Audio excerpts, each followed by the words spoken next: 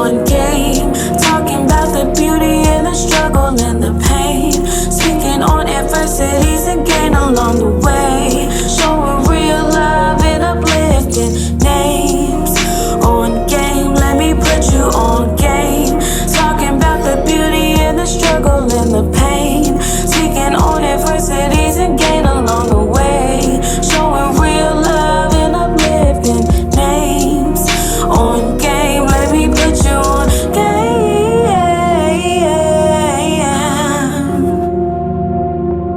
Let me put you on game.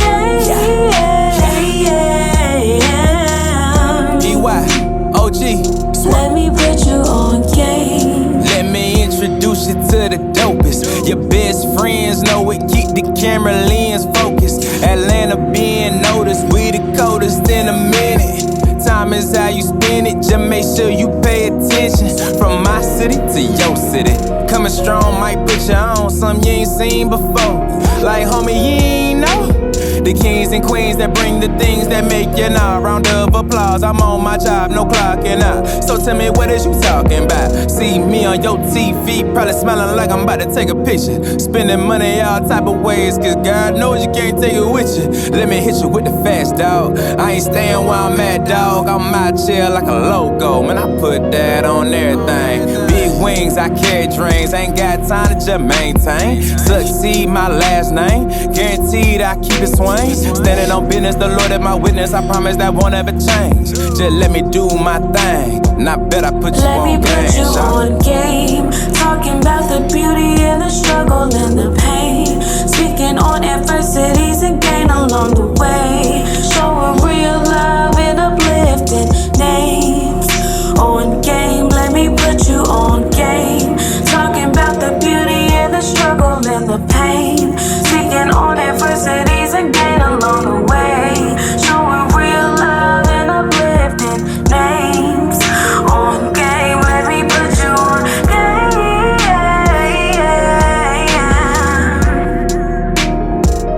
Let me put you on game.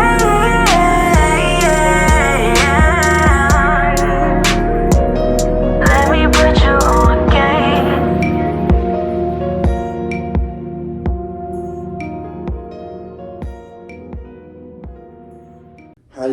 How you doing, man? We're back with another episode of Put You On Game. Man, this time this is not a typical interview. We're going back to the topics, man. Back to the topics. And you know, I got Shaunie with me. She's an OG now. You're OG. So third time being here. Not alumni, not new to this. Y'all don't seen our episodes. Great chemistry, great everything. And I wanted to because let me start off. I was interviewing when I was interviewing guests, I realized that guests wasn't necessarily knowledgeable about what I want to talk about and stuff like that, topics and stuff. Or they just didn't care. You know, some people just don't care about certain shit. Mm-hmm. You know, so I bring up a topic in the conversation and the guests might not, they'll talk about it a little bit, but not much. So I'm like, you know what? I have to talk about this. Like, I have to do this because I feel like I'm limiting myself. Like, at one point in time, early in my episodes, y'all know, like, I was doing topics episodes. I was. But then I think I got away from it because I started falling in love with interviewing guests. I started falling in love with the guests. And I got away from it. But then, like, the last month or so, I realized I was like, damn, I feel like it's so much more talent to me. I need to do it because most of my views and all this stuff comes from when my topics. Like, when on my shorts, when we talked about the Cam Newton situation, I'm a lot of views on that. When I talked about, I think I spoke on Shannon Sharp comments, Kevin Hart, like those people, when I start seeing stuff, those were getting my most views. Like, people like when I speak on topics or speak on certain things, those are my most engagement. So I'm like, okay, I got to bring this back because I don't want to just interview guests. Like, that's just one part of me. I need to have another part of me where I'm just talking, like we talking about certain things, speaking on certain things. Because I don't just want 5 minutes talking about this thing. I need like 20 minutes, 15, you know what I'm saying, talking about it. But I need somebody up here who can talk with me, who's going to challenge me, who's going to, you know, have a perspective on it, give me something different to look at it.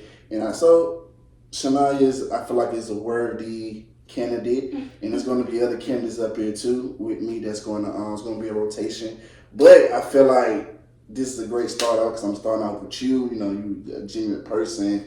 You know, I love what you got going on. You know, we've been talking for a while, so man, I'm just happy that you're here with me. Give me some of your time. I know we've both been crazy busy, so I know I appreciate you being here with me, man. Thank you. No problem. Thanks. I'm happy to be here again. Thanks for having me back. No problem, man. No problem. So, man, I think we got to get into like the biggest. I mean, I think this is the greatest rap beef of all time. What would you say? You think so? I don't know. It's great, but I don't know. That Biggie and Tupac was something different. But you see, here's the thing with Biggie and Tupac. Well, Biggie and Tupac. Tupac dropped the diss track. Biggie never responded though. It was one-sided. You know, Biggie was more like, I'm not with that shit. Tupac was more coming at Biggie. I feel like this, now if you're talking about just like culturally wise, how people's picking sides and all that, then that's the biggest. Yeah. But to me, I'm looking at like both parties, both like Drake dissing and Kendrick dissing, like back and forth diss tracks between each other. That's why I say this is the greatest rap beef of all time, because we've had that, but we've never had two rappers in an absolute prime going at each other. Who else would you say? I'm listening. I mean, I'm not the culprit for like hip hop beef. I don't know all there is to know. I'm not gonna sit up here and pretend like I do. But I mean, I know Nas and Jay-Z was obviously a big one. Okay, they did Ether, and you got Takeover, and that was it. And then I think Jay-Z dropped Super Ugly after that, but that was after that, and he still lost. But that was it though. See, but that's what I'm saying. Jay-Z and Nas were the two, when they was beefing, they was the only time where two top rappers of the game was coming at each other. It's just like this. So I feel like this is the greatest rap beef of all time to me, because you got two rappers at their absolute peak going at each other. So that's why I feel like it's the absolute greatest rap beef of all time. I feel like it's debatable. It depends on what your criteria is. Yeah. If it's impact, then of course you could say. I mean, I feel like Biggie and Tupac was both at their prime. I mean, whether Biggie responded or not, the record that he did put out, Who Shot You, people thought was I know what he said. I know what he said. But still, like, even if, like, the timing of everything of that, even if he wasn't trying to, like, put that out intentionally to get at Tupac, it was like, it's a little shady. It's a little questionable. You're right. I'm with you. I agree with you. I said like, the same thing. Okay, he did put it out there, but it's kind of hard to, like, kind of claim as a diss record if he's not claiming it as a diss record. Yeah, but just put yourself in Pac's shoes. Yeah, I agree. That's why I understand why Pac did that. I thought you shot me. Then you come out with a diss, talk about who shot you. Oh, I'm lit. I'm on fire right now. I'm pissed. So I mean, I understood why Pac responded that way. I mean, and I think the whole like theatrics of it with Tupac making a video like mocking, their whole mocking Bad Boys, got the little girl dressed like Lil' Kim. Like, it's really comical when you think about it. Like, he really went there. Like, it's one thing to put out a song, but you done made a whole video too. You got somebody in there looking like you. He just did the whole line. So I don't know. That was crazy. I'm with you though. But like I said, I just feel like for me, the reason why I say Biggie, I said Drake and Kendrick, because Biggie didn't claim as a diss record and Biggie really didn't respond. And there wasn't no back and forth. It was like, okay, Tupac was coming at Biggie, but Biggie didn't really come back at Tupac though. Yeah, but it was still, even if it wasn't like record for record, it was still just tension, and it was just different interviews, this and that. Like, it went to the award shows. If you don't like it, that's why I say that's the greatest rap. Maybe not like music wise, like rapping, but like how big they both were and how divided everyone was because of this. It was pretty big. So the fact that I still know about it and I wasn't even thought of yet, that just speaks how volumes of it. Okay, let me let me change the record. Let's rewind this back. Okay. Now, if you in those type of terms, I absolutely agree with you. Yeah. That was the biggest beef. I'm thinking musically. Two of the top artists going at each other for song basis. I felt like that was the greatest rap beef. But if you're talking about impact, influence, and how everything moved, Biggie and Pop. Okay. I mean, it's Biggie definitely Pop, arguable. It's definitely arguable. But I feel like the difference between then and now is now we have social media. So it's like it's easier to access this stuff, this music, you know, put it out. And don't get me wrong, it's still a great battle. But think about it, wasn't even all of that going on back then, and it was still big, and it still made like all the main headlines and everything. Could you imagine if they had social media back then, what that was going on? Oh yeah. my God. It would be even more. I don't even know. But the fact that they didn't have social media back then is what heightens it to me, because it was still like the main topic and main thing without having all of that. Yes. So that was like, yeah, I don't know. It just hit different to me. Okay, I get you that. There's still documentaries about it to this day, you know. So it was pretty big. I give you that. So let's start off. Who do you think won between Drake and Kendrick? We gotta just go. Who do you think won? So I'm gonna start off by saying this, that in my most unbiased opinion, because I am fans of the both of them. Me too. But I would say Kendrick won. Okay. Just because his disses were like more. I feel like more straight shooter, like straight attacks, like, and they were just clever, and he's always been like a gifted lyricist. So Absolutely. The songs, I mean, it's like every verse, every bar, I'm just like, ooh, ouch, like I'm low key feeling bad for Drake, like dang, like he just going at him, but the thing I like about Kendrick though is that he stays like true to himself, like. You know, back in the day, I guess when he first came out, him and Drake was cool, but they've been beefing for years. It's not just something that's, I mean, it seemed kind of out of the blue because I haven't heard them make diss tracks to each other in a while, but it's not something that, like, that's far-fetched because they've been beefing for a long time. I guess the thing for me is that all these other people beefing with him at the same time, that kind of takes a little bit of credibility out of it for me, because I just feel like it's a little bit of a bully situation going on. I mean, he's a grown man, he good, you know. 20 versus 1. Yeah, and it's just like I don't really understand that aspect of it. Lame, man. So I thought they just got that cool. But anyways, like, yeah, I mean, I don't understand the aspect of all that, but if you want to just put it one-on-one, Kendrick versus Drake, then, Kendrick definitely was, delivering. Kanye so damn lame. He talking about some, we all happy about the demise of Drake. I thought that was just some lame ass shit. I thought, wasn't he? Charlamagne, right. He was just begging Drake to be best friend. He said, Kanye is the most famous nigga. Not the demise. Cause that shit just sounds so corny. Like, who says that? Like, we all happy about the demise of Drake. Like, who just says that? Like, that was just crazy. Like, when we all got together, like, we all excited about the demise of another nigga. Like, even if you felt that way, you should have said that publicly. Like, that's kind of lame. That was corny. That was corny. I don't get the need to, like, take him down like that. But I mean, I hear he's been doing stuff, behind the scenes that, upset people or whatever. But I don't know. I'm not going to pretend to be an expert on that. But I just don't like the whole bullying thing of it. Okay, like you said, this beef has been brewing for a very long time. They've been throwing shots at each other. Drake took Kendrick on tour, when Kendrick didn't, he was just like, when he first came out. Didn't know nobody like that, and they was cool. But Kendrick fired shots, at Drake first, of course. And on that Control, it was the song he did, Control, with Big Sean and stuff. I remember I was in high school, everybody was big. That was big. It was like, oh, you named Drake, Meek Mill, you named all these rappers in this song. And I think Drake took that personally. He took it personally. But I don't think Kendrick, if you listen to what he said, I don't think Kendrick has a real beef. I don't think there's a real beef with each other.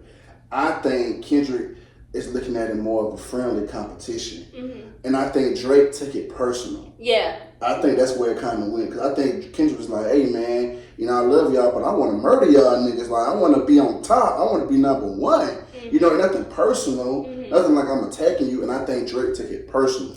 Yeah. So from that point forward, Kendrick was throwing shots, and they all started throwing shots at each other. He did a cypher, BET cypher, talking about nothing was the same until they put the sensitive rapper back in his pajama clothes. So it was always shooting at Drake, and Drake was shooting back. So, so now you get all the way up to, first person shooter. Let's talk about first person shooter, right? Because originally, now that we know, Kendrick was supposed to be on that song too. I didn't know that. Yeah, Kendrick Lamar was supposed to be on that song too. Because Kendrick said it, I think he said it in Euphoria, like, when you reach out to me for a feature, we got to talk about that. Something he said, something was in the future. That was the rumor, but Kendrick confirmed it when he dissed him. He confirmed, like, you did reach out to me. Kendrick was supposed to be on First Person Shooter. Kendrick turned down First Person Shooter. It's because if you hear it, you hear Drake and Cole going back and forth. Yeah. They mentioning the big three and all that stuff and all. So, you know, they're kind of mentioning Kendrick, but not mentioning Kendrick. So Kendrick felt talking, well, like I said, I understood why Kendrick went at Drake and Cole a little bit, because Cole got on the song and I like, you know, we the big three, but I'm the best, like I'm the greatest, like Muhammad Ali, like I'm better than all y'all niggas. He felt I won't say he felt slighted, but I was like some competition shit. Okay, you saying you better than me, let's do it. Y'all still do this song without me. I'm supposed to be on this song, y'all still do this song without me. And then you say that on the song? Oh, no. That probably Kendrick had to come back with something, but I feel like Kendrick needed a partner. He needed somebody to go along with him. And who better than Future? The man that they supposedly beefing with over a girl. Don't know if it's true or not. Yeah. Don't know, but they say they beefing over a girl, right? So who's better to go with somebody who's already had beef? Because number one, from Kendrick's eyes, Kendrick don't know that him and Drake, he don't know if Cole gonna be with Drake in this, you know what I'm saying? So he says, he like, I need me a partner. I need me somebody I can go with. Okay. You know what I'm saying? I need somebody I can go with, because I don't know if Cole might got nothing. Me and Cole cool, but him and Drake, the brother on tour, you know, hugged up and stuff. You're like, oh no. So Kendrick like, I need me a helpmate, and that's when he went on like that, and then like that been number one for damn 3 or 4 weeks. And I said to myself, damn, this is, I said, it's time, it gotta happen now. Yeah. It gotta happen. See, I guess, okay, that context definitely does help, because I didn't know that Kendrick was supposed to be on First Person Shooter. Yep. But, okay, if you turn it down, I don't get what there is to be upset about. It's the lyrics he was saying in First Person Shooter Cole. Yeah. And Drake was saying a little bit too. They was kind of saying them, but they was kind of Cole's on his I'm the greatest ever, y'all niggas. Yeah, but just I'm like killing friendly people. competition, like he would say he's the greatest ever too. So it's nothing to like slice you or to like take credibility that you're a great artist. It's just to say like, I want to be the best in this, or I'm gonna claim myself as the best, because that's just how you should be if you're a confident artist and you believe in yourself. But I mean, from a competitive standpoint, though, I understand why Kendrick was upset though. Kendrick wasn't upset like, oh fuck them niggas. He was upset like, okay, this how you feel? Okay. Yeah. And he came. Yeah, that's the big three. It's just me. He came, and then Cole came back with his 7-minute drill. And we all know he apologized about that. So yeah. Cole's out the picture. But now, looking at it in hindsight, I understand why Cole apologized. Cole knew some things that we didn't know. Because in this beef, it really got nasty. You know, you talking about this man, a woman beater. You're talking about this man being a pedophile. It got real nasty, and that probably sit right with Cole's spirit. He didn't want to go there. Yeah. So in hindsight, even though me loving hip hop, I'm like, you still a hoe nigga. You should have not apologized. You should have handled it differently. Didn't apologize to the world. I just think that was some soft shit you shouldn't did. I really feel like that. But in hindsight, I understand why he did it, because sometimes, you know what I'm saying, when you're on your walk with God and stuff, man, some stuff don't sit right with your spirit. Yeah. Especially when you know where this guy's gonna go and you know where Drake's gonna go. You're like, I don't want to be a part of that, man. Yeah. I don't want to cook up no track, talk about this man's family and stuff. You know, I got a family, you know? Yeah. So I understand from Cole's perspective why he bowed down. I'm happy for him. I'm glad that he's okay. His mental health is okay and everything's okay with him. So in hindsight, that. So when he dropped like that, you know, then Drake came back with push-ups. Yeah. You know what I'm saying? He came back with push-ups. I like push-ups. I ain't gonna lie, when I first thought, when Kendrick first came out, when Kendrick dropped like that, I didn't think Drake was gonna respond. I ain't gonna lie to you, I didn't. I doubted Drake. I didn't think he would either. I doubted Drake. Sometimes he just like to play it cool and just he do. He just be like, okay, whatever, man, I'm still popping, so what's up? Like, so. I do. But then I'm hearing the Joe Budden podcast, and Joe Budden talking about, oh yeah, they cooking up something. They cooking up something. Drake had something in the tank. They finna go. So I said, okay, maybe Drake is finna respond, you know. He would know. You know, and Drake dropped push-ups. Yeah. And I said, okay, I see where you're going with it, Drake. I like it. I like push-ups. You know what I'm saying? I like it. But in this battle, though, Drake showed his lack of ability of focus. You went about Future, Ross, who else? John Morant. You were about Metro, ASAP Rocky. You were about all these other people. Weekend. You were about all these other people. Kendrick is the main event. Yeah. That's the main event. You went about all these other people, and I think that's what he fucked up at too. He showed his lack of focus. Because if you notice, Kendrick is kind of straight at him. Nobody else. Yeah. You should have said, fuck everybody else. I'm going to come back and get y'all. I'm going to come back.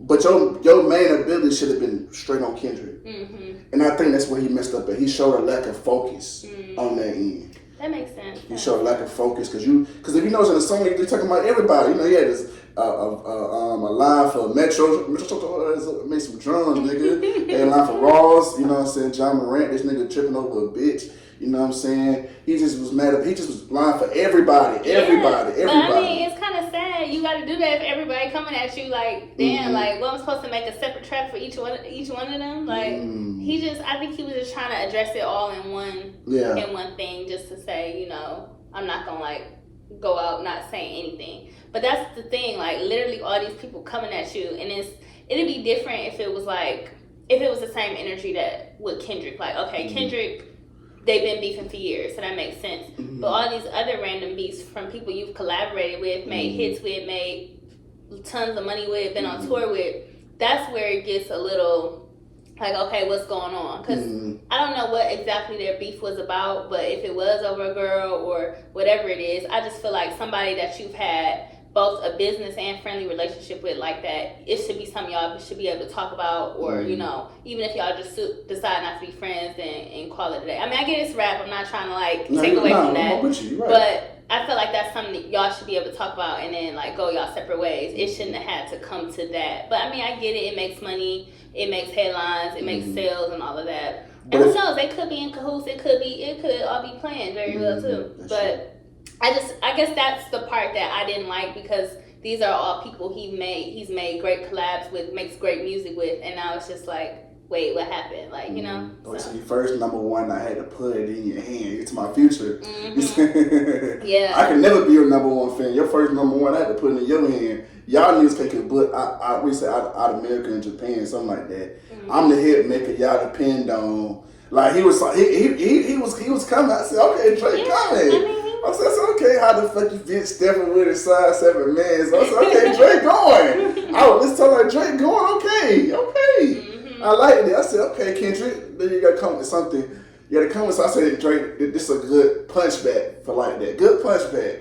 Now I said, now it's gonna happen. I knew then when you drop push-ups, I knew it was over then. Like now this gonna happen, because this ain't no sub diss. This is a diss. Like you ain't coming at him straight. You know what I'm saying? Like this is a straight shot. Right. So I knew it was gonna be happening. You know what I'm saying? But it took Kendrick forever, and Drake was baiting him. Then he dropped Taylor Made with Tupac on there. You know, Snoop Dogg and stuff, and they got it taken down.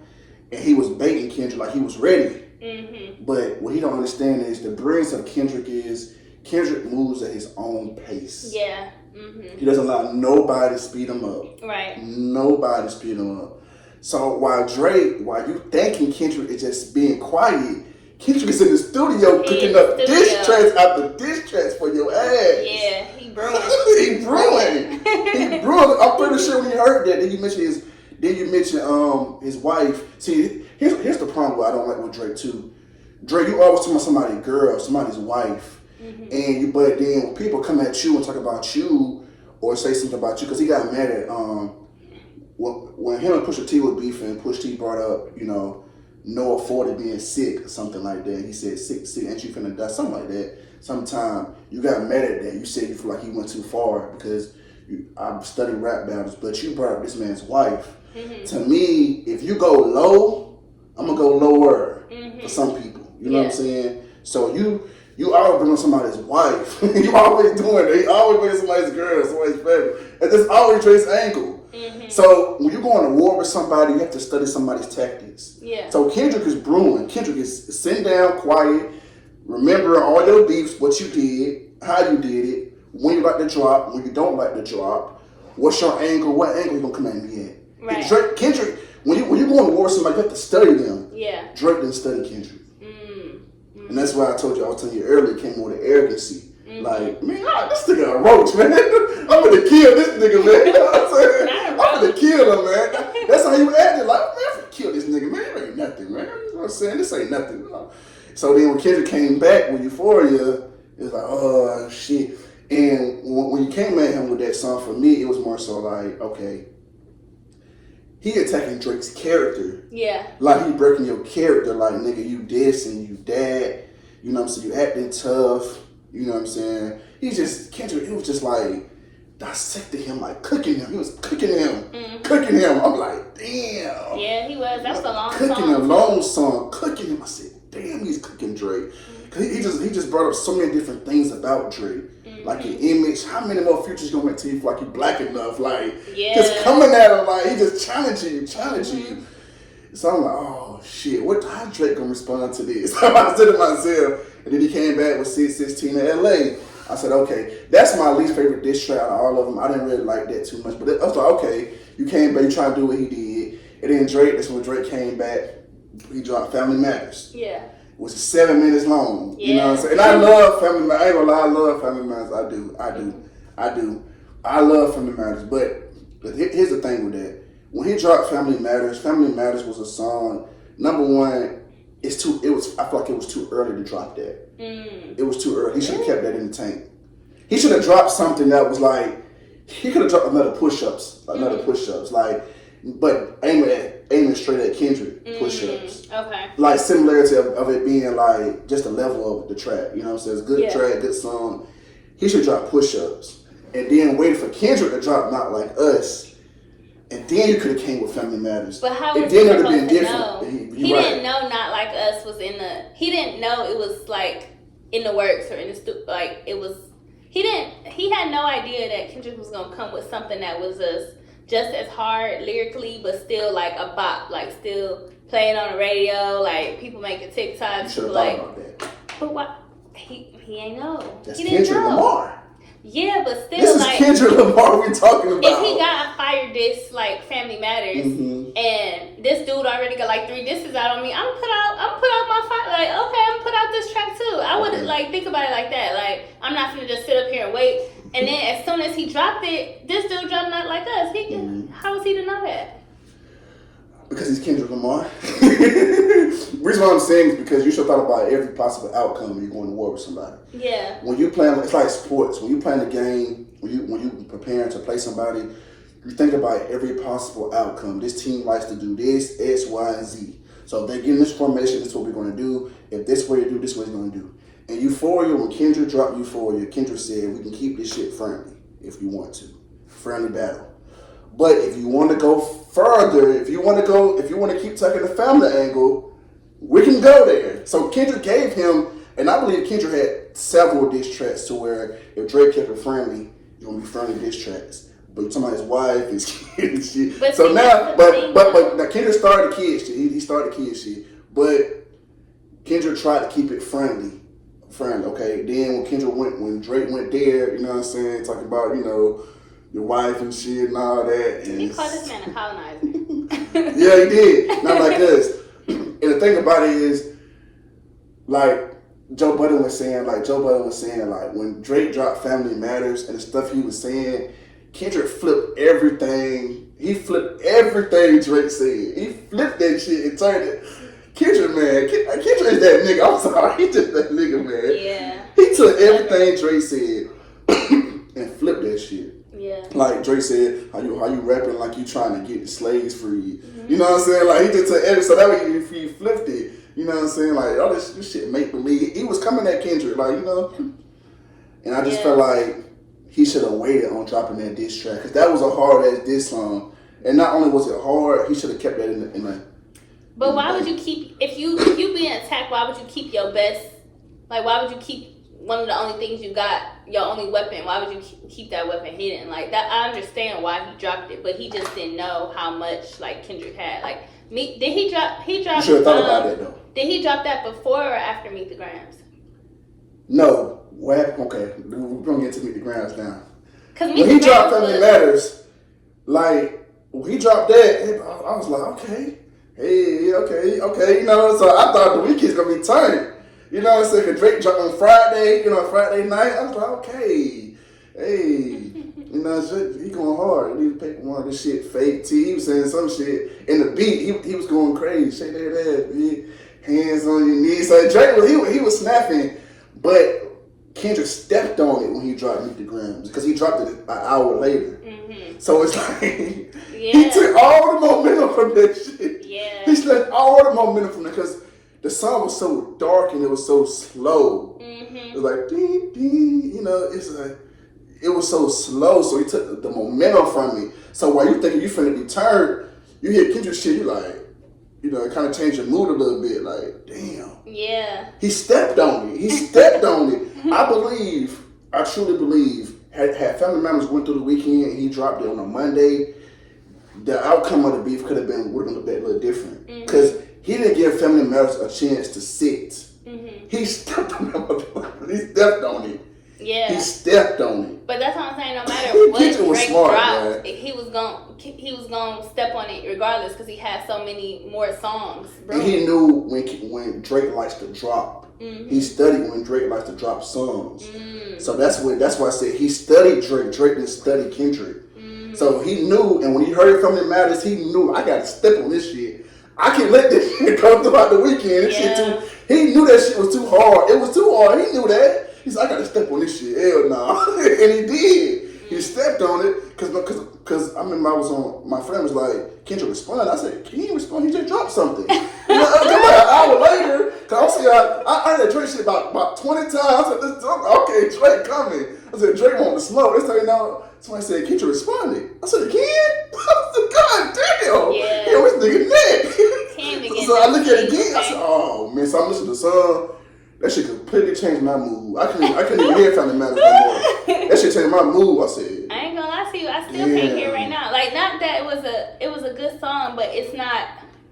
It's not as memorable to me as the ones Kendrick dropped, and it's just because I don't know if it's because they're just being getting so much play or like the direct attacks. We're gonna play it. We're gonna play Family Matters again when it's off, so you can hear where he was like really going, because you gotta hear that shit again. I heard it this morning, and I'm saying by my head like this shit really hard. I don't understand why one of people's head for real, but it did because Kendrick stepped on it. He did what he's supposed to do. He took all the momentum from that. So now it's like, okay, Drake dropped something, but now you ain't too much hearing it because he stepped on it. Yeah, he and didn't then he came with Not Like Us, and that was it. That was like the step on it. Yeah, that was it then. Mm-hmm. I took momentum from you, and I came back with my pop.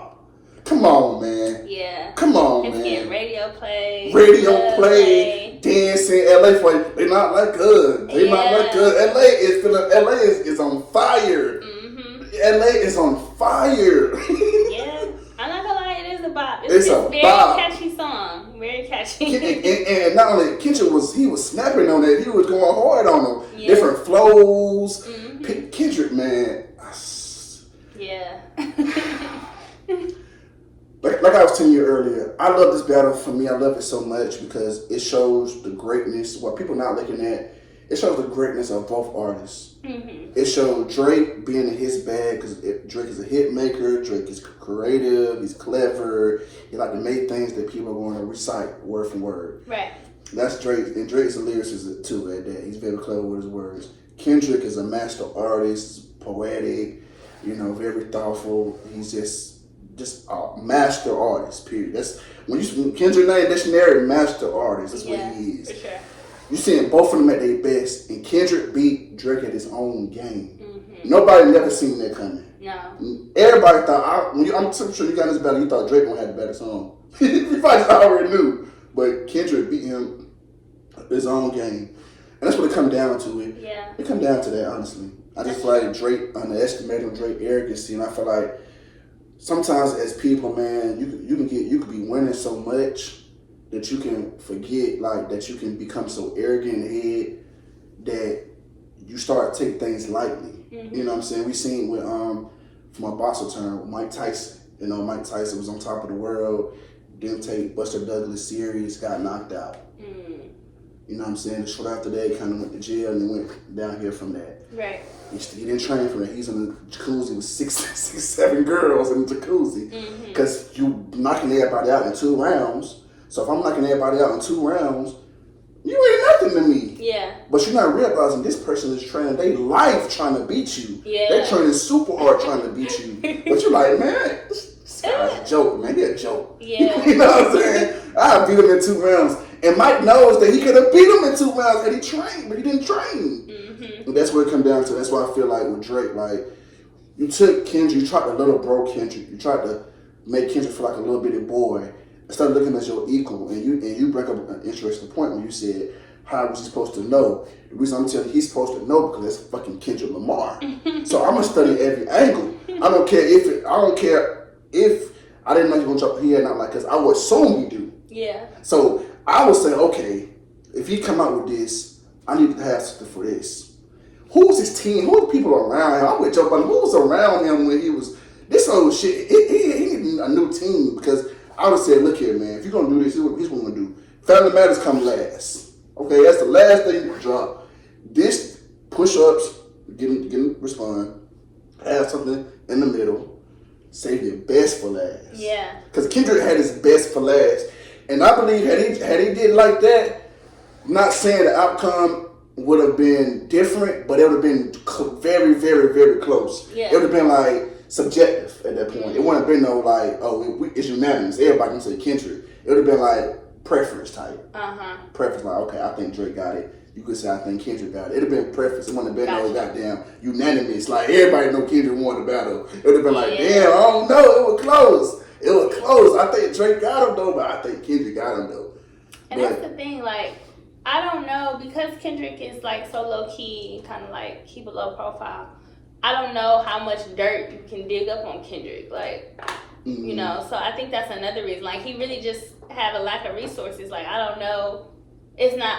I would assume there's not too much dirt out there about him. And then I heard, like, which I don't know if it's true or not, but I seen a video or a post on social media saying that the stuff that Drake is saying about Kendrick is not even true. That, like, somebody just got paid to feed him false information. Yeah. So it's just, like, it's kind of hard to, like, compete against somebody who you really don't have no leg up on. Like, you don't hear no dirt about him. You don't hear he doing this and doing that on these streets. Like, I mean, you kind of got, you don't have no ammo. Like, you don't have nothing to shoot back. But I don't know, because when he dropped from the Matters, like, if you listen to the song, we're gonna play it again. When his son, he was like, I'm going on vacation. You know what I'm saying? Like, you dead. Like, this was it. Like, ain't no judge. He said, ain't no judge after this. Nigga, you lost. And that's where you fucked up at. When I heard that part, but see, when I heard it, some things go over your head. Yeah. Because I didn't think about, like, this all Drake had to take. I thought, like, okay, this Drake just firing back at him. Yeah. But now, in hindsight, I see that's all you had in the tank. Ain't nothing. Literally. It wasn't nothing else he could really say. And I said, damn, Drake. But then you shouldn't have did it then. Because think about it. Drake had nothing to gain from this battle. Kendrick had everything to gain from this battle. Look at Kendrick's numbers. Everything has been sky high. Drake numbers is going down. Drake took an L in this battle. And that's why, like, he had nothing to gain from this. Nothing. Yeah, even though I love a good, like, hip hop beef or, you know, them just going bar for bar or whatever, I almost wish he didn't respond, because a lot of times what Drake's, like, claim is, like, he don't have to respond because he already on top. Like, you know, I don't need to get you more, like, street cred. I don't need to get you any more street cred or any more, like, fame. I'm already on top, which I get that standpoint, too. I mean, I'm happy he responded, but, yeah, I don't think it worked out in his favor at all. He took a huge L. Yeah. That was a huge L on his part, and I feel bad for him because Kendrick's numbers are sky high. Kendrick, shit, not like us went number one. Kendrick's career, I'm not saying his career like his was on downfall, but his numbers are real high and Drake's numbers are real low. Yeah. So Drake took a huge L in this battle. Drake should never did that. And if you did that, you should have been more strategic. Kendrick beat him on a more strategic level. It wasn't necessarily from a song-for-song basis. He beat him on the strategy. Strategy was better. The angle, his angle was better. He attacked you as the man, the character, who you act, how you acting tough, how you with this, how you surround yourself with all these young people, Atlanta people, young girls, sexy red. He attacked everything about you. You only could talk about Kendrick's wife, you know what I'm saying? Because that's the only thing, that's what you're about to do, the family front. And that's why you did that, so nigga, you like young girls. You be with all the youngs. Let's go there then. Heard you like them young. You better not ever go to Cell Block 1. You better have your little sister from him, man. Hey, you want to talk about my family? Okay, let's do it then, Drake. This is where you want to go. Then Drake dropped Our Heart Part 6. To my son, you fed me information. Okay, Drake. I agree. He sounded like he was done. Like, he just had nothing left to say. Like, I'm done with the battle. Like, I fed you false information. You went for the false information. I believe he did feelings. I believe some parts of it, but not all parts of it. But still, you can't drop that type of song when he dropped Not Like Us. You had to come with some type of banger after that. He didn't. So, in totality, man, I just think Drake was arrogant. He overlooked Kendrick. He thought he had him. And he tried to little bro Kendrick like he was a roach. I mean, he's saying that. Instead of looking at Kendrick as Kendrick, like how we look at Kendrick, he didn't look at him like that. And that's where he felt he fucked up at. Beating Meek Mill caused an arrogance for Drake because he thought, since I beat Meek, that was it. With a Pusha T battle, Pusha T didn't necessarily beat him on a rapping level, on a song level. Pusha T beat him by the information he exposed. So with Kendrick, he like, well, I ain't really got nothing for you to expose. So I can, you know what I'm saying? Right? So at the end of the day, I'm gonna just drop this and that's gonna be it. Yeah. And you forgot who Kendrick Lamar is. This nigga from Compton. He's a poet. He's an artist. He's going to come at you. He comes from that. He comes from that era. So you got to understand that. And I just think he just took him lightly. And overall, no matter how much you're winning, no matter how much you win in life, you also got to have some humbleness and humility to you because never overlook nobody. Never underestimate anybody. I don't care if you fasting him, you beat him 20 times. Understand that while you beat him 20 times, this guy's training to beat you that 21 time. Right. So don't be slipping up. Don't be sitting down like I ain't got to work hard. This guy's training his life. He's training his life to beat you. So understand, when y'all beat, what they say, hard work beat talent? When talent doesn't work hard? There you go right there. That's what that was. Man. Damn, that was a good battle. Sorry, Drake. I love you, Drake. I love you. I'm sorry, Drake. I'm sorry. He went out bad, though. He went out bad. But, man, let's get to the next topic, man. Let's get into this Shaunie O'Neal comment. Shaunie said that when she was dating Shaquille O'Neal. Married to Shaquille O'Neal, y'all. They was married for how many long? Like 7, 8 years? They got like 4 kids together. I know they got 4 kids together. She was married to Shaq. And that we already, I'm not going to get into all that. We already know Shaq was living a double life. We already know all that why it didn't work out. We know why it didn't work out.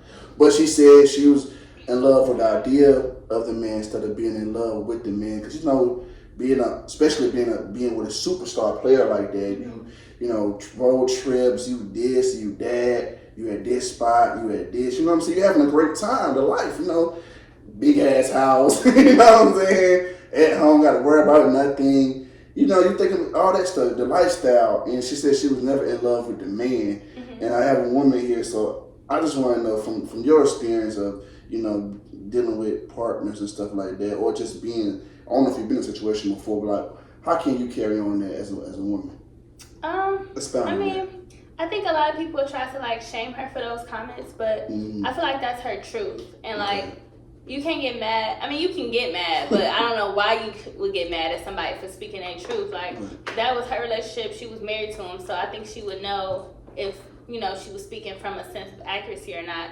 I think the spin that people are trying to put on it is like, oh, she only loved him for what he could do for her. Mm-hmm. In which, while that could be the case, I don't think she was talking about it from that standpoint. Right. I think she was talking about it more so like, you know, she was a young woman. She didn't know truly what love was, probably, or didn't know how you could be loved differently and it could feel different. Like, so she was just saying, like, she was in love. She probably wasn't in love with the idea of being in love, of being this big happy family, of like, being the NBA wife and having kids. She probably was in love with just the big happy family picture as a whole, which a lot of people are, if they're being honest with themselves, are in that situation too. Like, I feel like a lot of people get married and years later down the line realize they either not in love with the person anymore, or they probably never really truly knew what love was. Like, I can identify with being in situations like that where, like, I don't know, I think I love the idea of our relationship, but not so much the person as a whole. And I get that now, looking back, like, from being a young woman, like, to now. It's just, it's different. It can happen. And it sounds crazy, it does, but it really can happen. Like, I could see that happening, truthfully. Because I feel like when people say she shouldn't spoke out about it, it's because it's like you benefited a lot from being with Shaq, right? Because truth be told, a lot of us only really know her because she was with Shaq in a sense, right? Now she got basketball wives and all that, but all that came from being with Shaq. Yeah. You know what I'm saying? She created her own businesses, all that. So you benefit a lot from having the O'Neal name. So people looking at it from a male perspective, like you're kind of like tarnishing him. You're kind of like talking bad about him. Like, your kid's going to see this and stuff like that. But I feel like you said, that's her truth. That's true. And Shaq had no problem with that because Shaq know he fucked up. Yeah. And he talks about it. He'll tell you he fucked up. He did. And whether she benefited from the relationship or not, that don't change the fact that that's how she felt. Exactly. Like, yeah, he did great. He, you know, he did nice things for me. He held my business off the ground, this, that, and the third. But that don't mean, like, that she was, like, if that's how she felt, then... Well, I mean, it's her book, it's her memoir. So when you're writing a book, you're supposed to get very deep and personal with these things. You're supposed to talk about these things. And if you wanted to reflect the truth of your life, I'm not finna just go in there, write my book and just lie. Like, what's the point of me writing a book then if I'm gonna just try to, like, live off this fairy tale and pretend like everything's all peaches and cream? So, I mean, that's a part of her story and a part of her journey. And then a lot of people just read one excerpt. They don't read the whole chapter. Maybe you need to read the whole chapter and figure out, get some context behind why she said that, or what sentences came before that paragraph, so how she led into that. Perfect. So, I know, that's just what I feel. A lot of people just don't look at the big picture. They only see what they see. Beautifully said. Beautifully said. Because if you look at the whole chapter, I mean, and everything what she was saying Shaq was hardly never home. He was hardly there. Every time she kept asking him, you know what I'm saying, I'm coming home, he always had an excuse. He always had an excuse. Always had a motherfucking excuse. This when she was blind to the fact, like, at the point to what was going on. He always had an excuse, you know, and eventually, you know, y'all, you women, you know, y'all start to 2 + 2, you know, 4, some like this, some like that. You know, like, okay, it's the first time, okay, second time, okay, third time, fourth, fifth, like, why you don't want to be home with me? You know what I'm saying? Something got to be up. You got to be doing something. I mean, and she said he always had an excuse. And not only that, he was an NBA player, so he was already always gone most of the time anyways, just because of his job and his demanding career. But then, you mean to tell me we not in NBA season and you still not home? Still not I home, already have to, you know, deal with missing you or you being gone or me being stuck with the kids because you're not here, because that's your career. And that's okay, I signed up for that. I knew that came with the territory, but it's just like, okay, it's already hard enough trying to make up for lost time, but then you make it time for other obligations and stuff like that instead of just being home with me. And even on top of that, like, you know, she just saying, like, how can you be in love with somebody you barely know if they barely home? Like, it takes time to get to know people as they grow and they change. So he might be growing and he might be changing while he out on the road with somebody else. So then when he finally do get home, he may not be present at home, or he might be different than when he left because he's already made these changes. But they're not changing and growing together. So how you gonna, you know, how can you say that? So I kind of get it. Damn, that was deep. You just brought us some shit. I like that tonight. Because you said our people consistently growing. I had to learn that, like, because sometimes when you be in a relationship with somebody, a lot of times relationships, you know, people say they grow apart because you consistently growing. Like when you was 20, let's say you might like to go out all the time to the parties and stuff like that, to the club. But when you start getting to your late 20s or close to 30s, you might not want to do that. Right. You might want to be on some chill shit. Like you grow. We all are constantly evolving in life. And if your partner not involved with you, that's what causes y'all to grow apart. Yep. And that's why a lot of relationships, as you see, like these marriages have been together 4 or 5 years or 10 years, it don't work out because y'all consistently growing. Because you consistently growing. Like, wow, you might have loved me at first while we was on the same shit at first. I don't like that no more. I like this. And if we're not going together or trying to figure out how to because in some type of sense, you have to learn how to re-love each other again. You have to. When you start getting years and years and years in, because at one point, you know, it's like stuff can kind of get stagnant, and not just stagnant, you're growing. Yeah. So I'm used to treating you this way. Now you like this. So now I gotta learn how, okay, let's go over here. Now we over here, now you like over here. So I'm like, damn, they gotta go over there. So it's like it's consistently growing, consistently moving. And if you don't understand that concept, it's gonna be stuck and we're gonna be breaking up. And I think I think that was a beautiful said when you said that. And like, because Shaq on the road, he doing his thing, winning championships at that time. It was just it was tough. But I feel like in general with women and men too, like love the idea of a person instead of actually loving the person. Like you love, like you said, you know, love, oh, what can he do for me? He got this, he got a house, he got a car, he got all this type of money, he can do this for me. Yes, that stuff is good. I'm not saying that stuff is not important. Yes, it's important, but it's going to get to a point where you have to love the person. Yeah. What does he stand for? What is his morals and principles? Is he a gentleman? Is he this? You know what I'm saying? Does he treat me good? Does he make me feel good? Does he make me laugh, smile, and vice versa? You know, do I love the woman that she's nice and she's this? Can I be myself around her and all these type of things? Right. Those things are the most important things in a relationship. And if you don't have those things, it still will never work. Yeah. It still will never, even if you're not cheating, if a man not cheating, if a woman not cheating, if you still don't have those basic principles, it still won't work. And that's the foundation of what she said. You know what I'm saying? Because like, you know, if you don't have, like, people just get caught up in loving the idea of a person. Like, man want a trophy wife, you want a girl that you can show off to somebody. And then, but you really don't really like her like that. But you're just doing that for the fellas, you know what I'm saying? For people around you, I got this bad girl with me. Yes, right. Yes, you might be right, but does she make you actually happy? Right. And people will show that, will look for that validation in other people instead of worry about what makes you happy. Exactly. So, and that's what it comes down to. And I think Shaunie, I'm not mad at what Shaunie said, you know what I'm saying? But I feel like in any relationship, anything in general, the greater expectations, the bigger the disappointment when it doesn't work out. Why do you think, like, okay, we talk about another sports analogy, why do you think when players lose a Super Bowl, they start crying?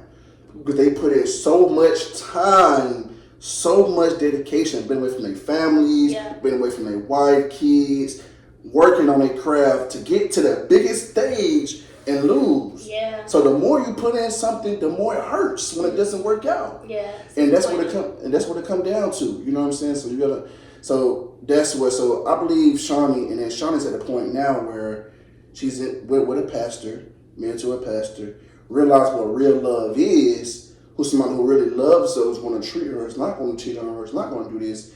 She realized, okay, I'm in love with this guy. This guy was just, I loved him. Because we have kids together. You have to love somebody to have kids with them. You love him, but I wasn't in love with him. And that's okay. Yeah. That's okay. And because like you said, at that point, it's like, I thought I was in love with him because I was young. And I thought this is what love was. But no, this is what love is. Right. Yeah. So I had no problem with Shaunie comments, man. I just want people to get out here, man, and start getting to know people for them.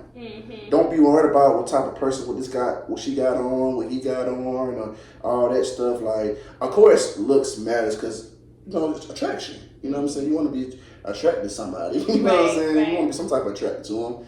But don't make that the be all and be all. Exactly. You want to get to know the person. Do I like you as a person? Do I like what you got going on? Like, just all that stuff matters. Because at the end of the day, that's all you really got when you take away all materialistic shit. Do we like each other? We seen COVID. When COVID hit, how many divorce rate did? People start leaving each other. Oh, I don't like you. I gotta go. Yeah. You stuck in that house with that man you don't like. You got to go. Because, like, he paying all the bills, or she doing this. You come home, be like, okay, what do we do now? We gotta actually communicate with each other.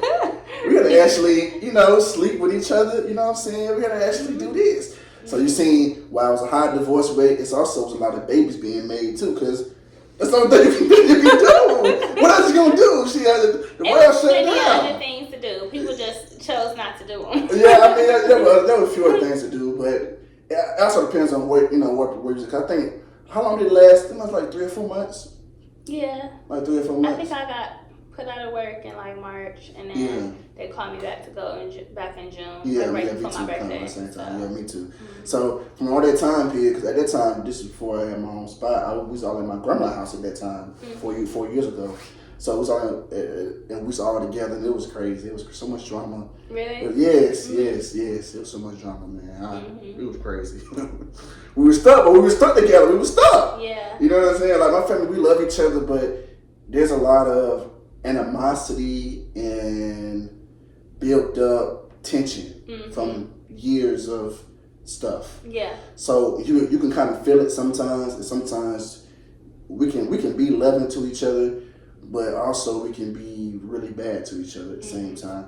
So in that process, so during the COVID, but like I said, back to the point, you seen that when COVID happened, all these divorces happened, and a lot of babies being made as well. So you just got to find somebody that you really like, man, and like for them. Don't be caught up in the idea of somebody. Don't be trying to prove something to somebody. Get to know people first.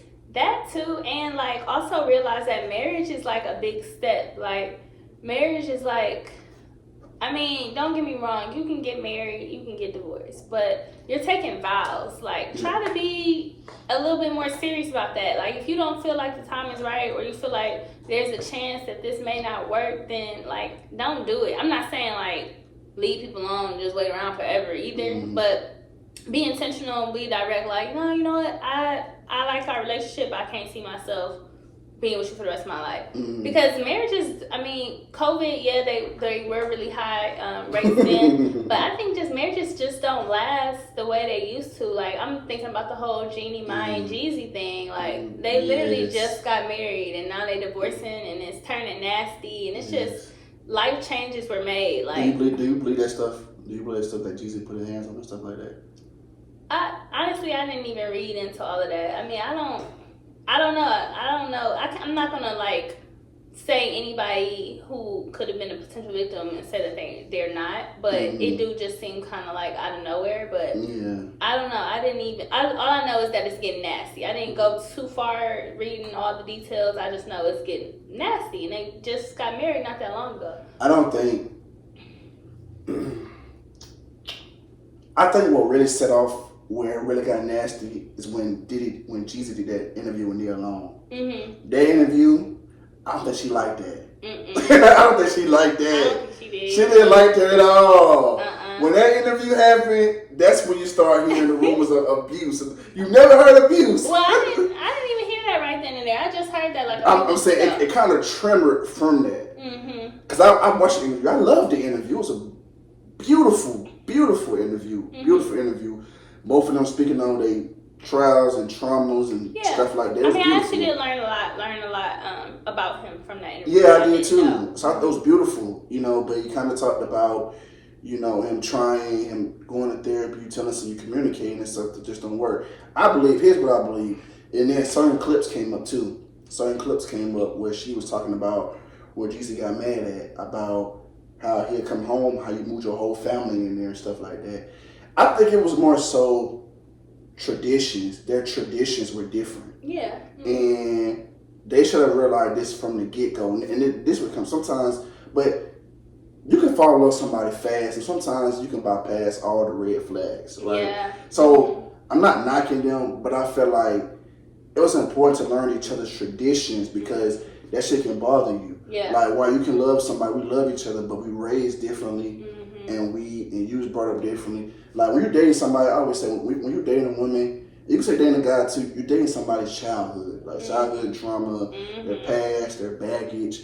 So you have to learn them, you have to learn their triggers, and you have to figure them out and see, can you get past it? See, can we grow? Can you heal past that? And vice versa with guys too. But guys are, I would say, we are a lot more damaged than y'all for the most part, because women can eventually get out of it. Man, we stay in our slump a lot longer, I would say. So, and then when we get in our slump, we tend to hurt others, and that's the bad thing that comes with that. But I believe that their traditions were different. Their beliefs were different and what they wanted, and I think and nobody was willing to compromise on those values, and that's where it went down here from there. And I think when Jeezy made the interview with Nia Long, she didn't like that. I think she really didn't like what he said, and that's where it went from there. Because Jeezy filed for divorce first. Right. He was the one that filed for divorce. Yeah. He was over it. He was tired of it, and like he said in Nia Long interview, shit, I tried, didn't work. Okay, boom. And now all of a sudden you hear all of these. He hit me, and all of a sudden that just started coming out the blue. All of a sudden you start hearing it. It's got really messy. So she said that she was actually blindsided by the divorce. Like she found out when everybody else found out, like in media. So that's one thing. And this thing is, if he was hitting you, why would he want to leave you in some type of sense? Ain't it usually the woman that leaves the man when that's happening? I don't know. I'm used to the woman leaving the man, not the man leaving the woman. A lot of situations like that where they don't end up leaving. Sometimes it's because they feel threatened, like what's gonna happen to me or to my family if I do leave. But I don't even think. I mean, I don't know. I didn't read into all of that. All I know is that it's getting nasty, and I think the reason why it's gotten so nasty is because they're trying to decide who's getting custody of the child or what type of visitation rights, and I think that's what made it so nasty. I don't think it was so much the Nia Long interview. I don't think she might have liked it, but I think it's the more so the issue of who's going to get the child and is the child safe around. She said something about guns being in the home. And obviously, it's Jeezy. He's not going to have a gun in his house. Exactly. That's just him. And you know that, and she know that. Yeah, and then I heard that she would walk the child to school, and he wasn't comfortable with that because he's a public figure. Yeah. She's a public figure. You know, you just don't want so it's just different things like that. And while she moved her mom and brother into the house without telling him. Yeah. I heard about that too. I mean, I don't see how you can move somebody in without telling them. I feel like that might be a reach. Yeah. But at the same time, you come home. Well, you could just be at the house and somebody's poof just comes out your house. She's very public about speaking about her mom, and I feel like always lived with her mom. So I feel like that would be something that had to be shared information. But like I said, I don't know. I didn't read into it that much. All I know is that, I feel like these are things that probably should have been talked about before they decided to go ahead and have this nice elaborate wedding. I agree. And then to end on that note, find somebody that you like. Talk to people. Do not settle. Yeah. Talk to people. Like the person for who they are. Okay. I'm not saying that if he a broke ass nigga, just still give him a chance. You like who he is. There has to be a balance. Okay, it has to be some type of balance. Some type.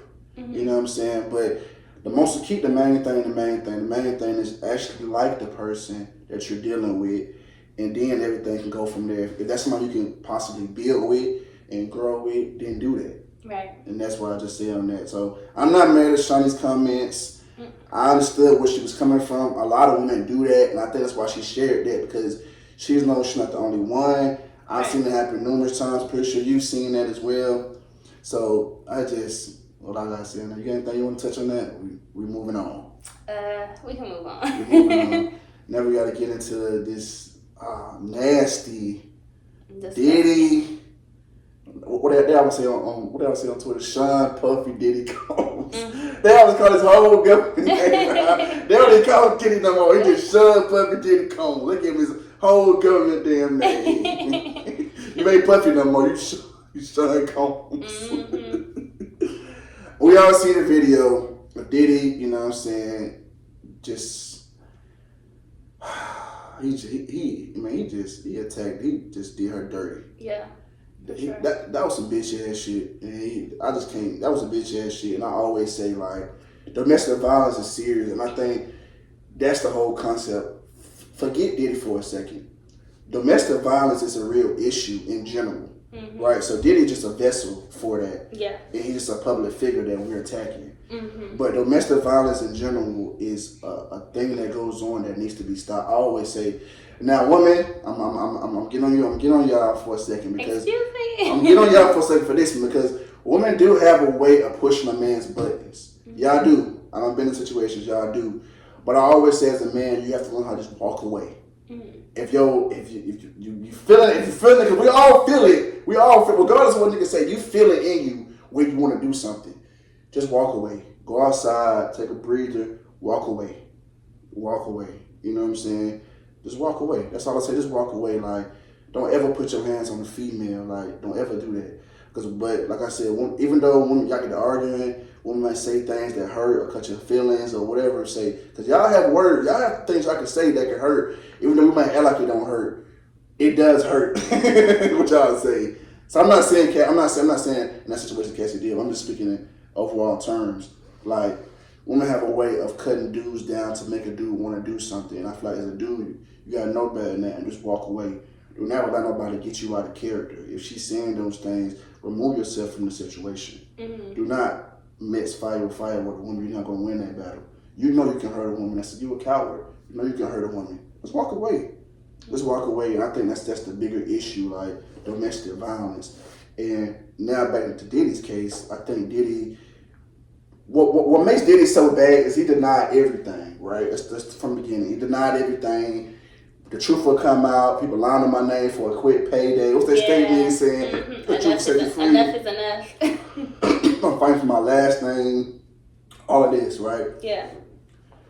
Now this video comes out. Mm-hmm. You come out with this fake ass apology. We don't need it, Diddy. Mm-hmm. We don't need that apology. You only saw it because you got caught. Right. And exactly. everybody's looking at you. Yeah. You should have apologized from the get-go. You should have owned up to it from the get-go. Yeah, and you should have been direct with your apology too. Exactly. Apologize to her. Say her name. I heard in the court case that they're not allowed to say each other's name publicly. I think that's in the shade room. Oh, okay. They're not allowed to say each other's publicly. When they settled, that was in the agreement. So he couldn't say her name publicly. That's why he probably did say it. Okay. And you know she ain't say his name she ain't say his name recently either. Yeah. It's She settled. she been quiet. So. Yeah. So my thing is that he only apologized because he was wrong. I mean, because the world seeing it.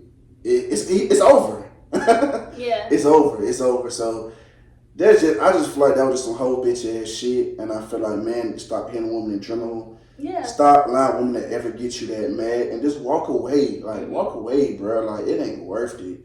Mm-hmm. Like, it ain't worth it. And him, what they say, was done in the dark, always come to the light. Yeah. And That's he had years thing. of abusing women, years of abusing people, years. All these folks jumping out the woodwork, jumping out. It all started from Cassie when he didn't call her bluff, when he should have settled it a long time ago, and he called her bluff, and now when she found that shit, everything went down here from there. Yeah. And he just in a fucked up situation. His career is over though. Yeah. His career is over. It don't For come sure. back from that.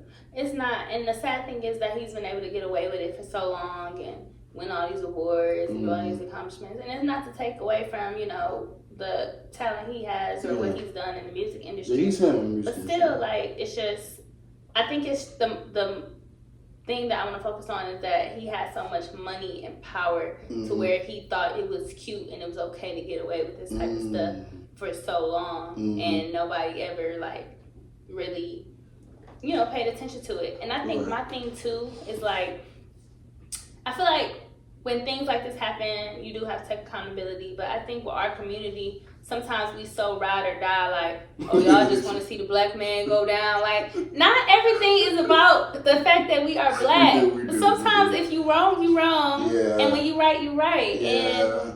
And him being black, white, any race, any ethnicity, it was wrong. He could have been any race, and it still would have been wrong. It don't matter the fact that he's black and he's a billionaire and he did this and he did that.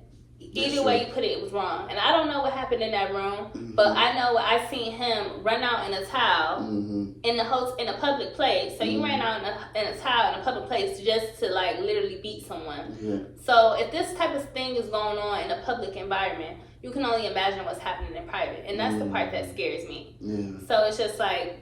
And then she was running away. She was running away. This was not a thing where she was fighting back or trying to attack you. No weapon in her hand, nothing. She was running away, and you went out of your way. It looked like he was just jumping out the shower, like heard the door close, and then jumped out the shower and was like, "Oh no!" Like, so that's the part that's like you really just went out of your way to do this, to attack this girl, and then you paid them a certain amount of money to cover it up.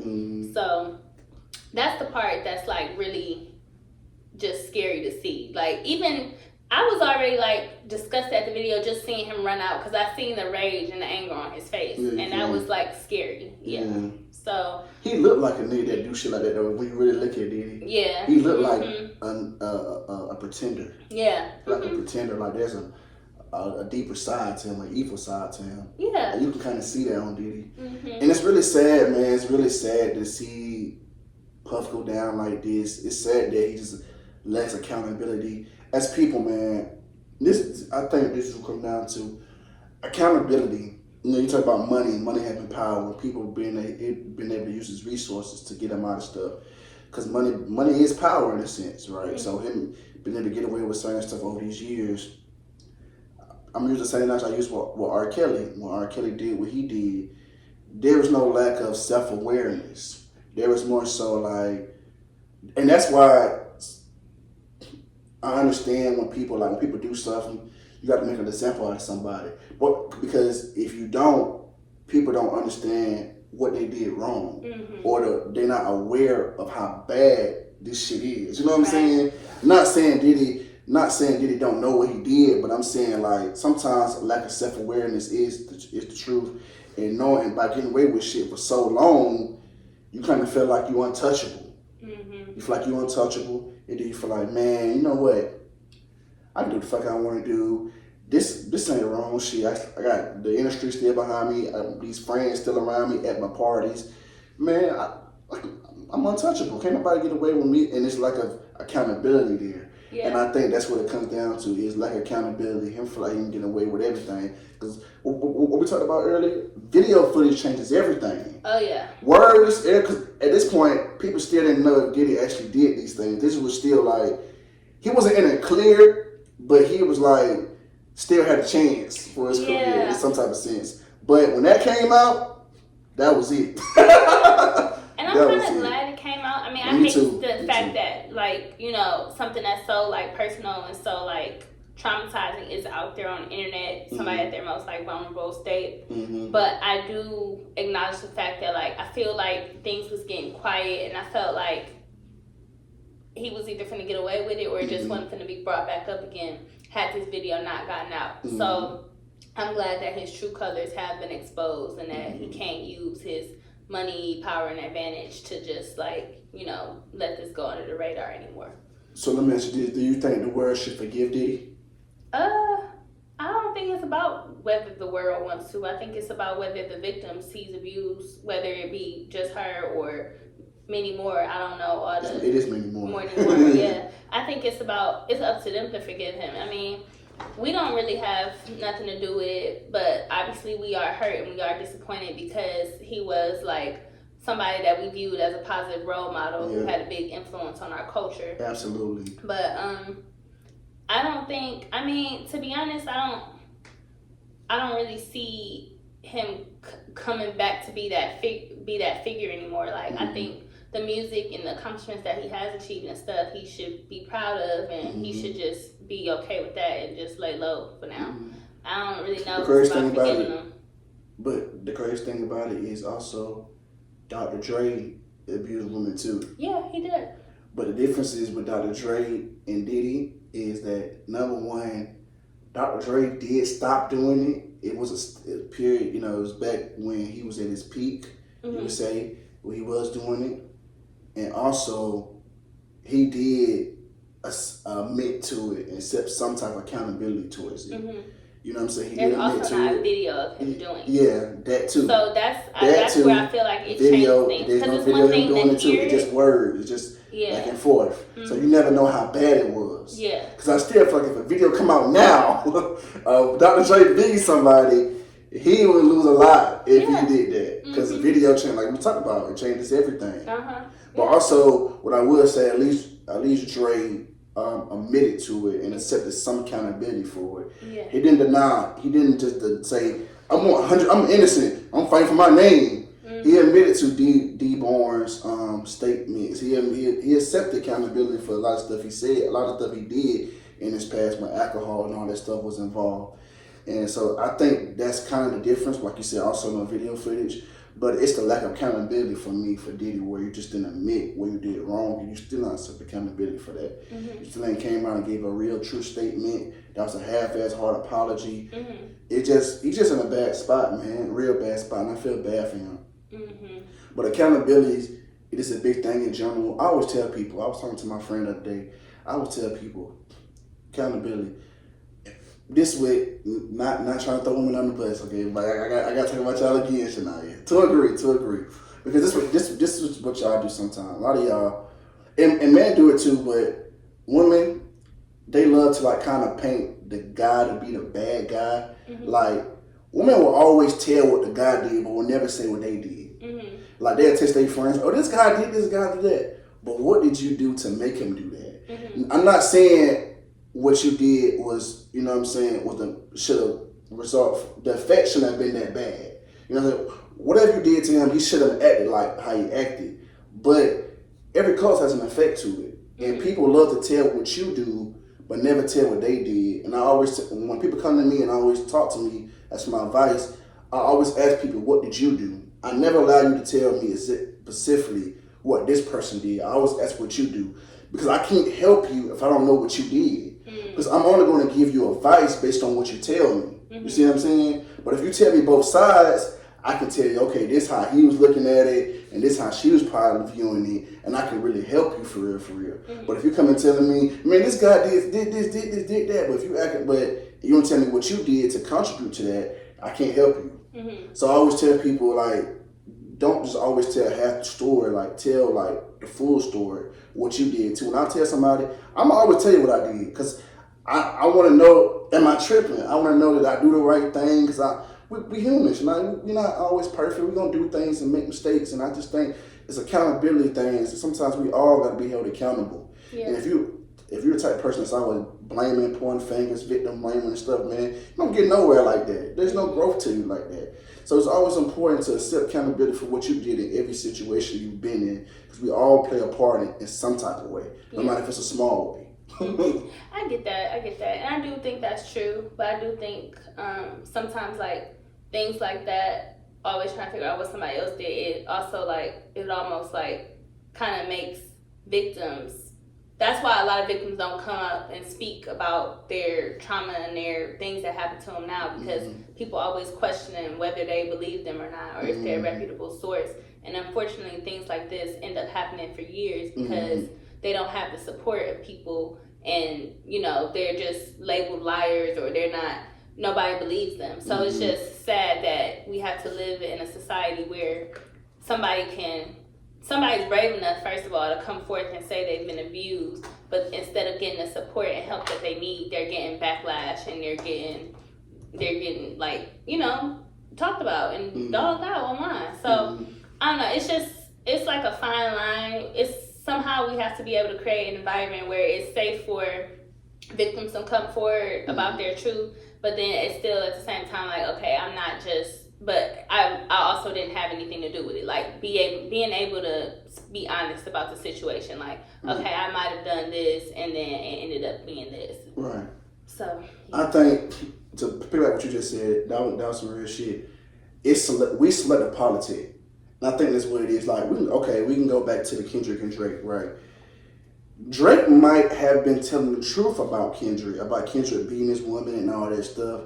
But people are not going to believe it because of Kendrick's perception, what the world view him as. Kendrick's love, Kendrick's been with the same girl since high school, I think. Kendrick's perception, he gets great music, he's not in the public, you never know him to do these things. His perception to the world is this great, humble guy. Yeah. So Drake might be telling the truth in what he's saying, but his perception, the perception of Kendrick is not there. Now, Kendrick can say these things about Drake, and people will actually believe it. You see them pulling up old videos, because Drake's perception.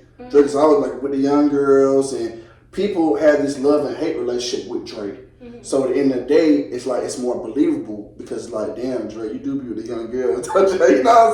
You with Sissy Red all the time, see you with Lotto the other day. You with all these young girls, and you an upper statesman in a rap game, not the young people. Not an upper statesman. He upper statesman, been in the game 10 plus years, you know? He's on the same level with other people. So at the end of the day, I just feel like I understand, you know, so like I said, it's just perception. You know what I'm saying? Because like I said, Drake could have been telling the truth about Kendrick, but nobody would believe that. Yeah. But Kendrick said it about Drake, people will believe that too. So some people say it was already a losing battle for Drake because of how the world viewed him as a womanizer. You be from all these girls, all these folks of a woman, you sleep with everybody girl. People kind of believe that. So back to piggyback what you were saying, it's selective politicking. When people like you, it takes a whole lot of time for people to believe something. Look at Kanye, all the shit Kanye did. It took for him to say some anti-Semitic comments for him to get canceled. Yeah. All this stuff he said, slavery was a choice. All this stuff he was saying about black people. People still, I love Kanye, we love Kanye, we love him, right? But when he said that, oh no, and they canceled him because they loved him so much. The baby was easy to get canceled because the baby perception is, you know, he did a lot of shit. It's easy to cancel the baby because people don't really like the baby like that. He's not a loved figure. So it's all about your persona to the world. Yeah. You know what I'm saying? When it comes to that. So that's why when people in situation believe in victim, it's all about who the person is. Right. Because we select the politics, we pick and choose who we want to attach certain rules to. That's true. So that's all I want to say on that, to piggyback what you said. But I believe we definitely should lead the victims, but we also should, right is right and wrong is wrong. Let's start selecting politicking of people. Yeah, it's not always, I mean, obviously race is a big issue in this country, but it's not always, you know, about race. In situations like that, okay, it still should have been, you know, the same type of energy no matter what race he was. That was wrong. He shouldn't have did that. That was clearly abuse. Absolutely. And then people making it like, but if she was a black woman, the world wouldn't be so mad. It's just like, just stop it, please, just stop it. And whether it's true or not, the world may never know. But it's just like, just accept the situation for what it is. Right.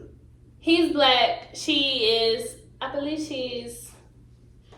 is she? I don't know what she is. Half black, half. Maybe half black. I don't know. I don't know. But either way, the situation is what it is. She's a victim, no matter what color she is. He was an abuser, no matter what color he is. Absolutely. And it's wrong either way you flip it. So, absolutely. Yeah. I agree. All right, man.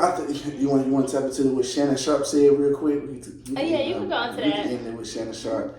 Shannon Sharp, you know, I love talking to you because, you know what I'm saying, you can elaborate on that. When Shannon Sharp said some comments about market value, like how men and women always say that you worth this, I know my worth, I'm not this, I want this, I want that, right? But you're only really worth what the market tells you. Because if you say, oh, I'm worth this, a nigga gotta do this and a man gotta do that, but man don't feel like you worth that, then you could be single for the rest of your life because men not gonna give you that. You know what I'm saying? But then I was telling you earlier, it comes to a degree of, okay, am I settling then? Do I just settle for a person? Or are my standards too high? Do I lower my standards a little bit? It comes to that too. So like, how do you feel about his statements and what he said? And like, do you feel like there's a line between the two? A balance between the two?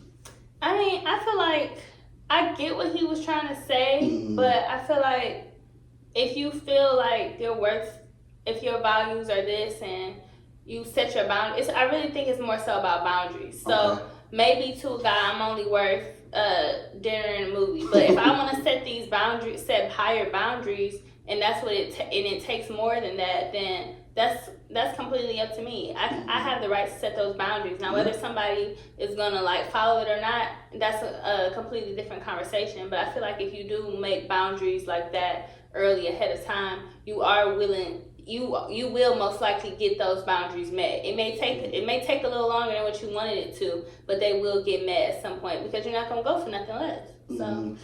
So, what are some values that you're willing to compromise? That's a good question. And I'll give you mine. So, I don't know. That's a good question. Because I'm pretty sure you have your standards are high. I feel like I'm pretty simple. You're pretty simple. Okay. Yeah, I mean, I you know seem like, simple though. You seem simple though. So I'm simple, but there are certain things that like I dislike. I don't. So I can tell you what I'm not. Like you gotta have a job. Okay. A job is one of them. I don't like people who are rude and don't have like good manners. Okay. I don't like people who curse all loud in public and like. I mean, if the setting is around that, okay, cool. But if we in a professional setting, like have some class, you know, don't be talking all loud and I so really don't like that. Hood dudes, I just like class. I like class. So like, hood dudes is a no. If you could be hood and be classy at the same time, that's fine. But if you don't know how to turn it off and turn it on, like, or you don't, you in the wrong setting at the wrong time, you just can't just blend in and be chill. Like, I don't like that. Yeah, I mean, I expect you to say that. You're a woman with class. Yeah, I expect you to say those things. Yeah, I just feel like as a black woman, like I try to. I feel like I act like myself. I don't try to act like anything different, but I feel like keeping my class, maintaining being classy is something I'm really big on because there's already too many stereotypes out there about what people expect of black people or what they think. So I feel like just going out there and like feeding into it, it's just kind of embarrassing for me. I'm sorry. I'm not gonna lie. It's kind of embarrassing. Okay, so what are some pros for you then for a guy trying to talk to you? What are some pros that you look at? Hardworking, to be hardworking, very responsible. Okay.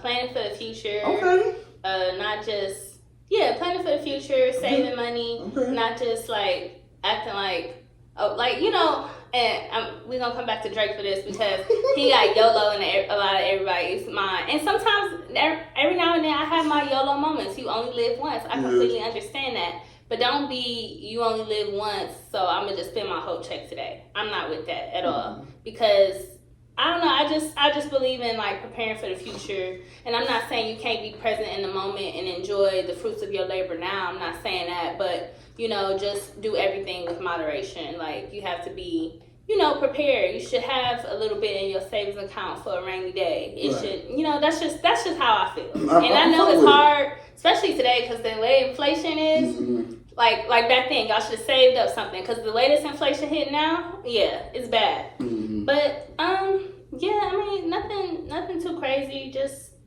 somebody who has manners, somebody who's family oriented, can be a little adventurous. That's pretty much it.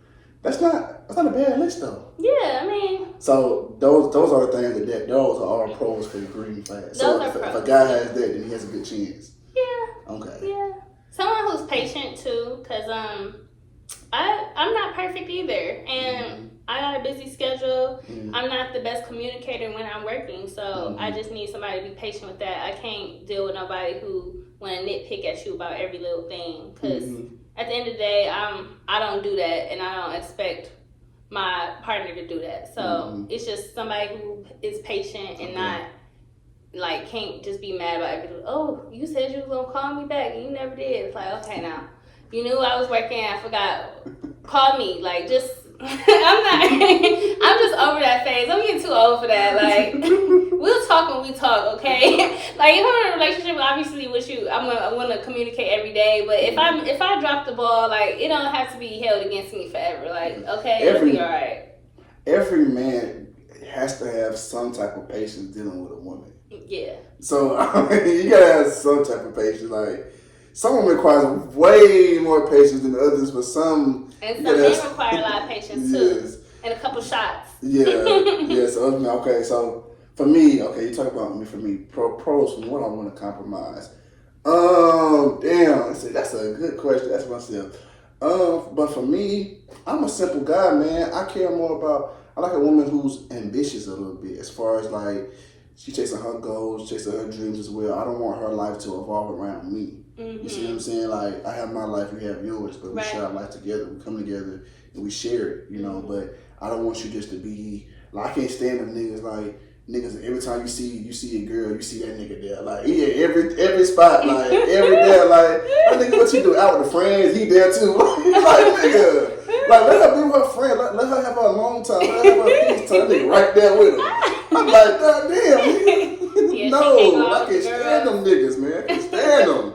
Like, bro, sit your ass at home, bro. You got she ain't cheating on you. She out with her folks. Let her be out with her folks. So for me, it's just about like ambitious woman who's like, you know, like I said, chasing her dreams. And somebody like, I know y'all said this, like God said this all the time, was of course my peace. But what I mean by peace for me is that for me, if I'm going through something, I'm able to talk to you and not feel like you're gonna throw it in my face. I'm able to be vulnerable with you.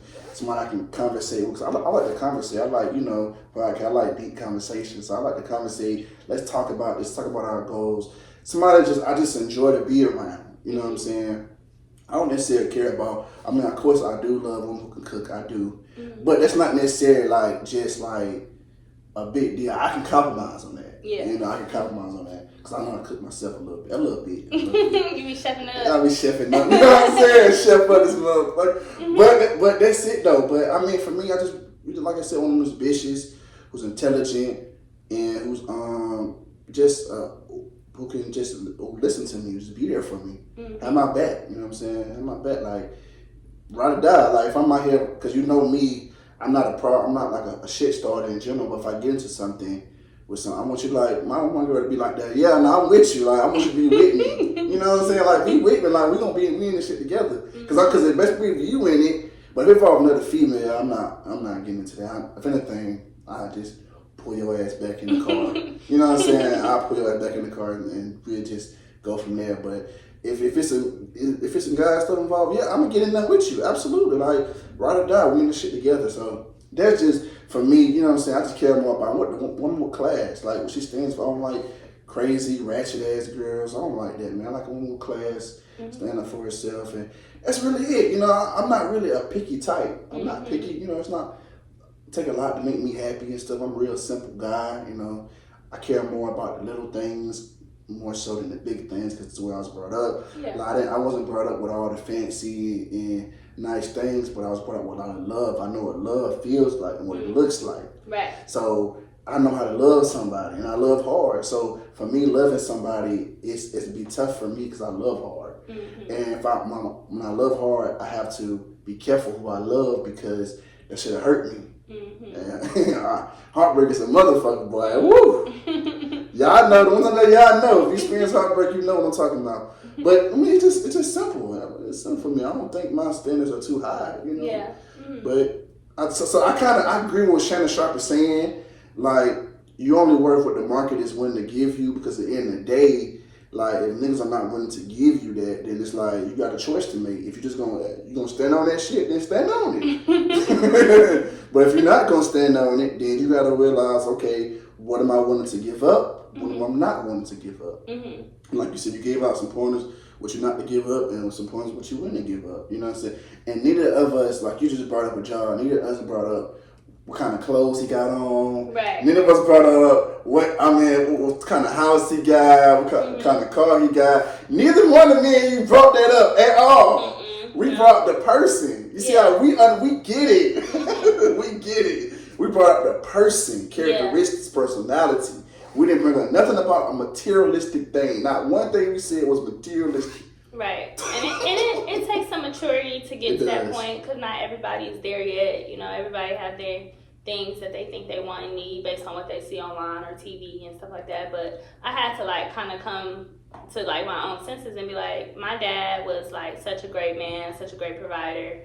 I mean, from my perspective, he was a great father and a great husband, but you know, I don't know the different issues that him and my mom might have dealt with. But I know from the outside looking in, my dad was not a materialistic guy. He didn't have a great car. He had a Ford Focus, but what he would do with that Ford Focus, he would pick up all of my, like, if my friends needed to ride somewhere, it's only, a 4 or 5 seater. He got 10 people bunched up in a car trying to get everybody to where they gotta go. Like, that's just the type of guy he was.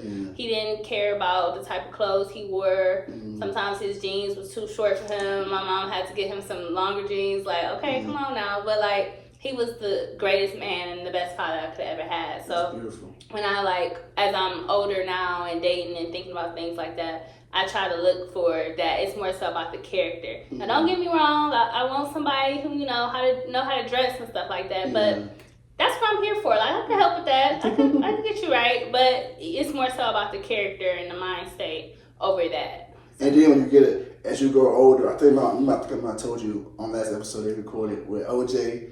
What nigga I didn't like. But as I got older, I love the man he is. Your standards change. Yeah. From what you liked in the high school, from like when you grown, you got out of high school, for your like as you get older, in your mid-20s, your standards change. What you look for changes. It constantly evolves. So, like you said, what you probably looked at back then, you probably don't care about now. Like what I cared about then, I don't care about now. And that's just with anything, with friends, with anything. I don't care about certain shit I used to care about. So I think that's beautiful said, and I think this was beautiful, man, because at the end of the day, we talked about everything, characteristics. Me and you never brought up anything about somebody's, materialistic shit. Like I said, that's good. I'm not trying to completely minimize that stuff. Like, it's good, but to me, I look at that as a cherry on top. Yeah. You know what I'm saying? Like a cherry on top, but we brought up characteristics, and that's what it's about for me. I should like the person. Yeah. So you brought up some good things, and I think I brought up some good things. We're both simple people. Yeah. I mean, you about the simplest girl I probably done met. I ain't gonna lie to you. yeah. I mean, for now, if I put some layers back, it might get a little bit more complicated. But like in reality, like I mean, I'm just not into all of that. Like I'm into certain stuff, some stuff. Are you hard to approach? I don't know. I don't think so. You don't think so? I don't know. Everybody thinks I look so friendly. Sometimes I wish I didn't look so friendly because I don't. Sometimes it opens conversation that don't need to be open. But I don't know. I don't think so. I'm just chill. Like and sometimes I think that gets misconstrued too, because like I could just be being friendly, but then somebody might take it the wrong way. So I'd be like, okay. I don't know what to do then. I guess I just can't. I don't know how to just look mean. Like I'm just a naturally like I'm a smile person, so I don't know how to just look mean. Man, it was a pleasure having you back on this podcast, man. Thank you. Thanks for having me. For my me. first topic back, I hope y'all enjoying this. Y'all will begin a monthly recap every month from this point on. It's the first monthly recap. I'm back. I started something back a long time ago, and I'm picking it back up, man. I hope y'all enjoyed this episode. Y'all loved it, man. Like and subscribe. How can we follow you on social media? Follow me at Nizzy_Nia. That's NIZZY_NIA. And then you can follow me on TikTok at Statements by Nia. That's STATEMENTSBYNIA. Okay, you got any final thoughts, man? No. This is May. June is coming up. National Flight Attendant Day is May 31st. By the time this episode come out, that day might have passed, but it's okay because I'm still accepting gifts. So if you want to send your favorite flight attendant a little something, you can bless my Cash App. give me Cash App too then. It's $Shania SHINIA Williams WILLIAMS. Okay, y'all heard it here first, man. And that wraps it up, man, for another episode of Put You On Game. Yes.